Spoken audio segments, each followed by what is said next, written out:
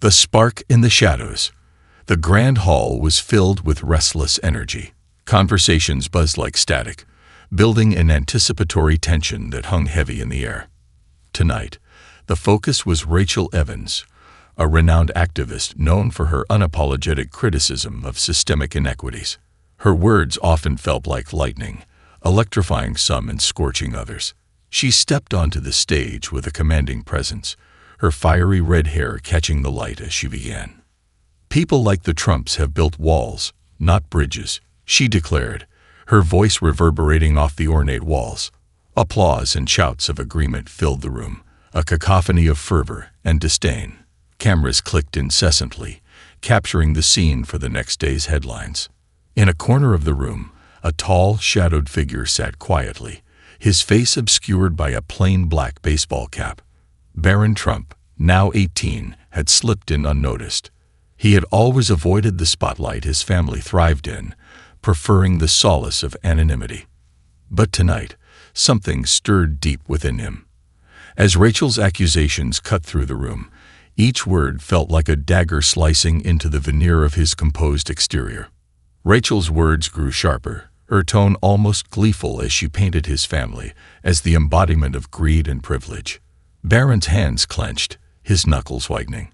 His heart raced, not with anger, but with a mix of sorrow and frustration. Without realizing it, he rose to his feet. A hush fell over the crowd as his cap slid off, revealing his face. Gasps rippled through the room. He took a step forward, his towering frame commanding attention. "May I say something?" Barron's voice, though calm, carried a weight that silenced the murmurs. Rachel froze, caught off guard. The room seemed to hold its breath as Barron walked to the stage. Rachel, recovering from her surprise, handed him the microphone. Her smirk had vanished, replaced by an expression of cautious curiosity. Barron stood tall, scanning the faces before him. He wasn't just addressing a crowd. He was stepping into a storm. "I've spent my life being judged for my last name," he began, his voice steady, tinged with emotion. "But tonight, I want to speak for myself." The audience leaned in, their skepticism evident. Some folded their arms, others nodded slightly, intrigued despite themselves. "You accuse my family of being greedy and corrupt," Barron continued, "but do you know what it's like to be a child and watch the world hate your father? To hear accusations that don't align with the man I know." His voice cracked slightly, but he pressed on. "You say we build walls, but I've seen my parents extend kindness when no cameras were around. And yes, we're privileged. I won't deny that. But does privilege mean we don't feel pain? That we don't deserve to be heard?" The room was eerily quiet. Even Rachel seemed moved. Her earlier defiance softened. Barron took a deep breath, his gaze unwavering. "You don't have to like us," he said, his voice firm. "But please, don't dehumanize us." Tears welled in his eyes, and for a moment, the room felt unified in its silence. Then, as if on cue, a single clap broke the tension. It was followed by another, and soon the room erupted in applause, some standing, others remaining seated but contemplative. Rachel nodded at him, a glimmer of respect in her eyes as she took the microphone back. The storm that followed. By the time Barron returned home that night, his speech had gone viral. News outlets replayed the clip endlessly, dissecting his words, his composure, and even his intentions. Social media was a battlefield. Some praised him as brave, while others dismissed him as out of touch. Melania embraced her son tightly when he walked through the door, tears in her eyes. "You were incredible," she whispered. Donald Trump watched the video in silence, his expression inscrutable. Barron sought neither praise nor validation from his family. He had spoken from his heart. But the firestorm had only just begun. Messages poured in, some filled with gratitude, others with venom. One night, as Barron scrolled through his phone, he came across a handwritten letter. It was from a boy who had been bullied for his last name. "You gave me courage," it read. Barron clutched the letter, tears streaming down his face. For the first time, He realized that his voice had the power to reach beyond the walls of his family's name. Rising to the challenge, Barron began receiving countless stories from people across the nation. A girl in Kansas shared how she was ostracized for her family's poverty. A boy in California wrote about being judged for his parents' political views. These stories weighed on Barron, but they also fueled him. He realized his message wasn't about defending his family. It was about giving a voice to those who felt unheard. Yet the criticism was relentless. Late-night comedians turned his heartfelt speech into punchlines, while internet trolls mocked him mercilessly. One comment, in particular, stung. "You're just another spoiled rich kid pretending to care." Barron's resolve wavered, but Melania reminded him of the importance of his voice. "You've opened a door," she said. "What happens next is up to you." The turning point. At his next public appearance, tension hung thick in the air. Supporters waved signs with his name, while protesters chanted outside. As Barron stepped onto the stage, his heart pounded. He scanned the sea of faces, knowing each person had come with their own judgment. "I'm not here to change your mind about my family," he began. "I'm here to remind you that kindness costs nothing. Listening to someone's story doesn't mean you agree. It means you're human." As he spoke, a man in a hooded sweatshirt moved through the crowd, drawing the attention of Barron's security detail. The man reached into his pocket, and the guards tackled him to the ground. Chaos erupted, but when the guards searched him, they found only a crumpled piece of paper. Barron unfolded the note with trembling hands. It read, "I wanted to thank you. You saved my son from taking his own life. Your words gave him hope." Barron looked at the man, tears streaming down his face. Ignoring his guards' warnings, he stepped forward and extended a hand. The man hesitated, then took it. Cameras captured the moment, a powerful image that spread like wildfire, a flame that burns brighter. That night, Barron sat on the patio, staring at the sunset. Messages continued to pour in, each one a testament to the lives he had touched. But the negativity was inescapable. He turned to his mother, his voice heavy with doubt. "Am I really helping, or just making things worse?" he asked. Melania placed a comforting hand on his shoulder. "You're helping more than you know," she said, "but you don't have to carry this alone." Barron took her words to heart. He began collaborating with organizations to amplify the voices of those who felt silenced. He declined interviews, refusing to make it about himself. Instead, he focused on building platforms for others to share their stories. The road ahead was uncertain, but Barron had found his purpose. He wasn't just the son of a president. He was a voice for the voiceless, a reminder that empathy and understanding could bridge even the widest divides. And as he looked out at the fading light, he felt a sense of peace, knowing that his journey had only just begun. Firestorm ignites. The morning after Barron's speech, the world awoke to a whirlwind of opinions, headlines, and hashtags. News outlets played the video of his emotional words on loop, while online forums teemed with heated debates. Within hours, his name trended across every major platform. Some called him a courageous young man standing up for his family. Others dismissed him as another privileged figure seeking sympathy. Barron, however, was oblivious to the frenzy at first.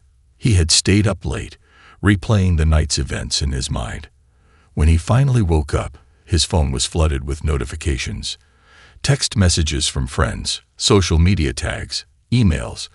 Everyone seemed to have an opinion about what he had done. He opened his inbox and found an email titled, "Thank you for speaking up." It was from a single mother in Wisconsin. Her message was heartfelt. "My son struggles every day because of how people judge us for being on food stamps. Hearing your words last night reminded him that judgment doesn't define who we are. Thank you for being brave." Barron leaned back in his chair, staring at the screen. He hadn't thought his words would resonate so deeply beyond the walls of that room. But as he scrolled further, he saw a much darker side of the response. The weight of criticism. "Spare me the crocodile tears," one commenter wrote on a news site. "This kid doesn't know the first thing about hardship." Others were harsher, their words cutting and cruel. Memes mocking his emotional speech flooded social media, and late-night comedians used him as fodder for their monologues. "You're just another rich kid trying to play the victim."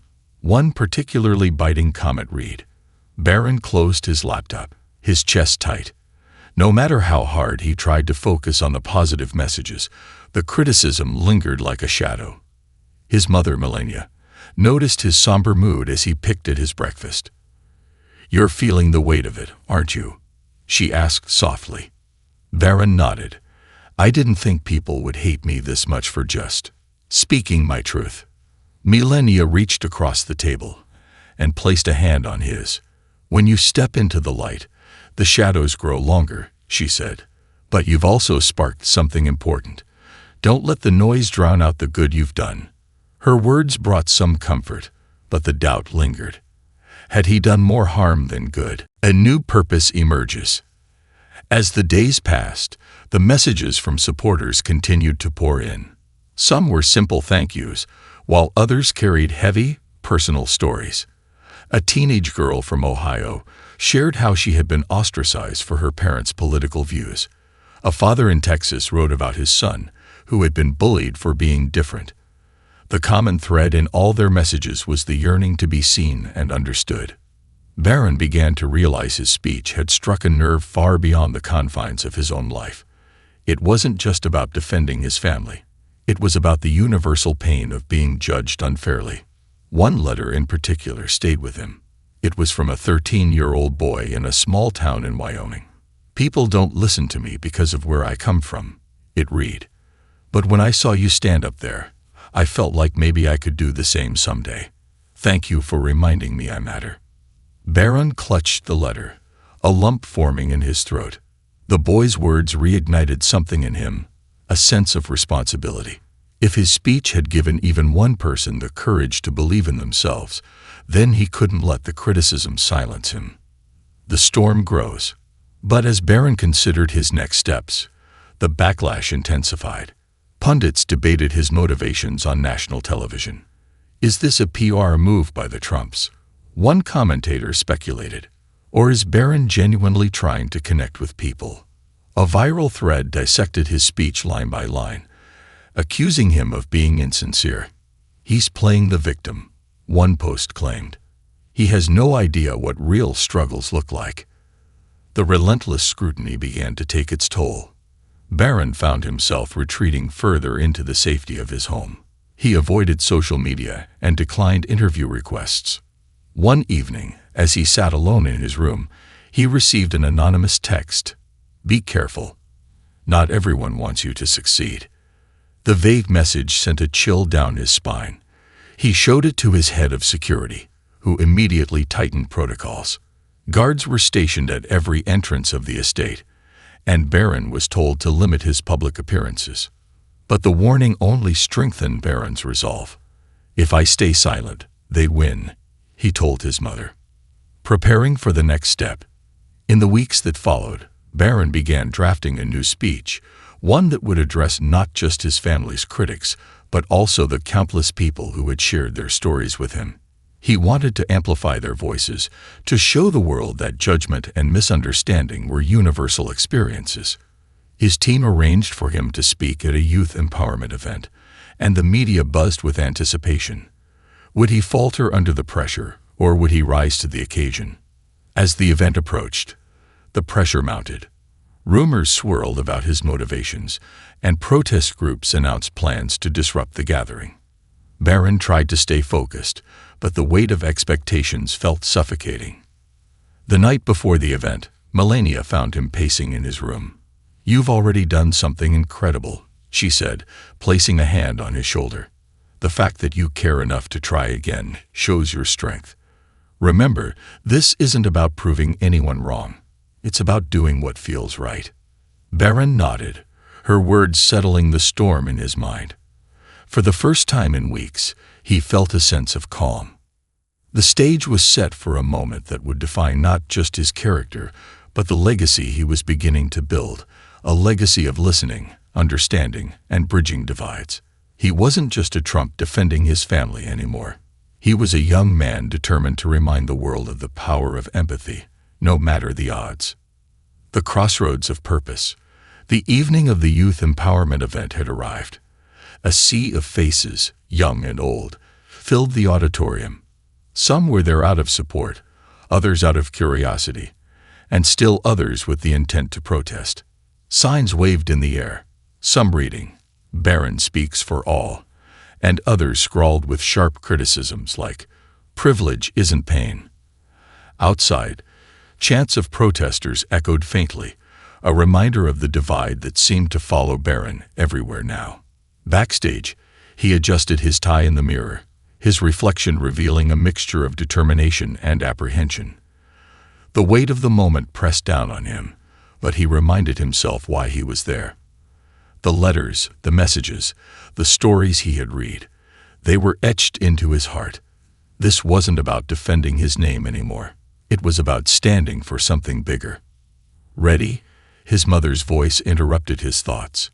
Melania, ever the pillar of calm, placed a reassuring hand on his shoulder. Barron nodded. "I hope they'll listen," he said softly. "They will," she replied. "Even those who don't agree will hear you."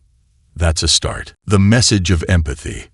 The auditorium hushed as Barron stepped onto the stage.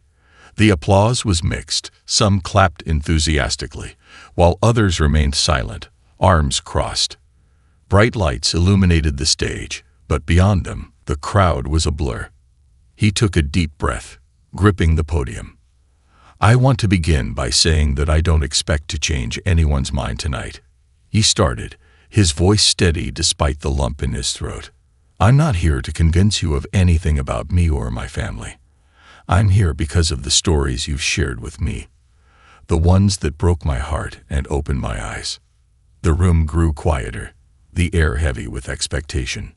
"I've read letters from kids who feel invisible because of their poverty or because of where they're from. I've heard from parents who carry the weight of their children's pain. And I've felt their struggles in a way I never had before."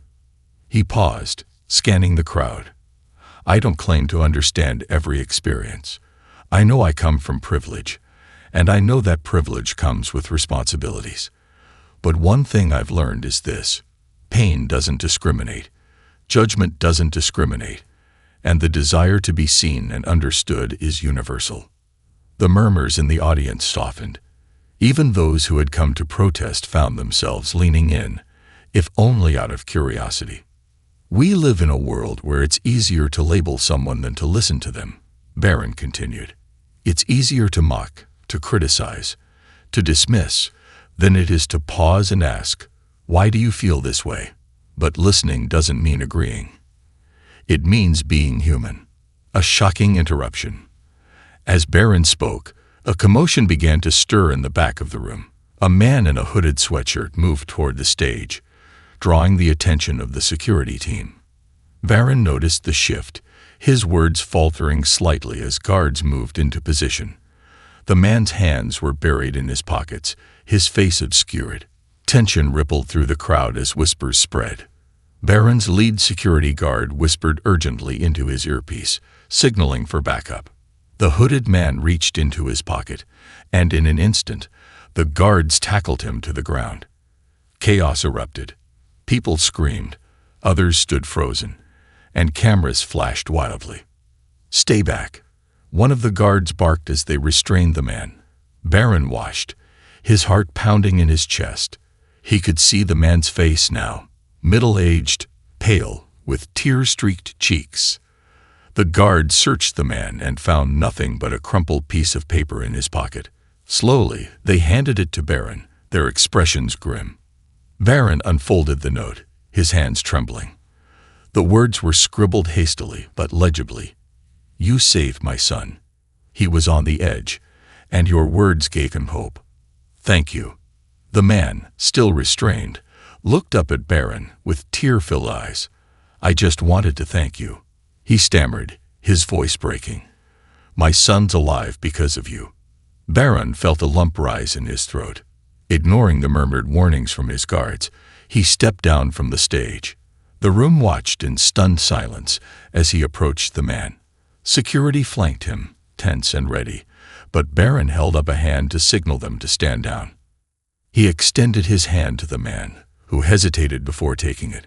Barron helped him to his feet, his voice calm but filled with emotion. "I'm glad your son is okay," he said softly. The man nodded, tears streaming down his face. The room, which moments ago had been on the brink of chaos, was now silent. The cameras captured the moment, an image that would later spread across the world as a symbol of humanity in the midst of division. A flame rekindled.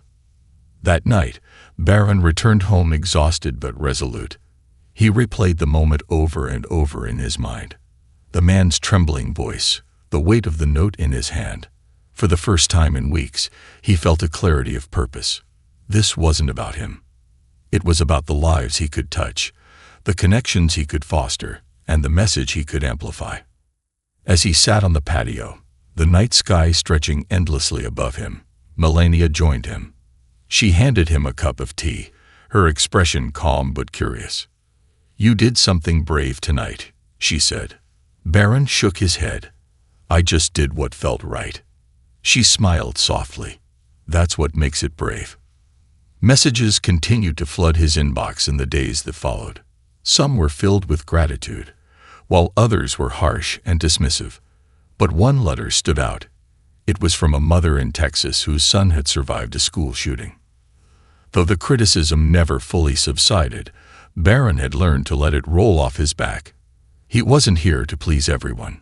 He was here to make a difference. And as more people shared their stories, as more lives were touched by his message, he knew one thing for certain: even the smallest spark of empathy could ignite a flame of change. "He never wanted to talk about what happened," the letter read. "But after hearing you, he opened up to me. For the first time, I feel like I can help him heal. Thank you for giving him the courage to speak."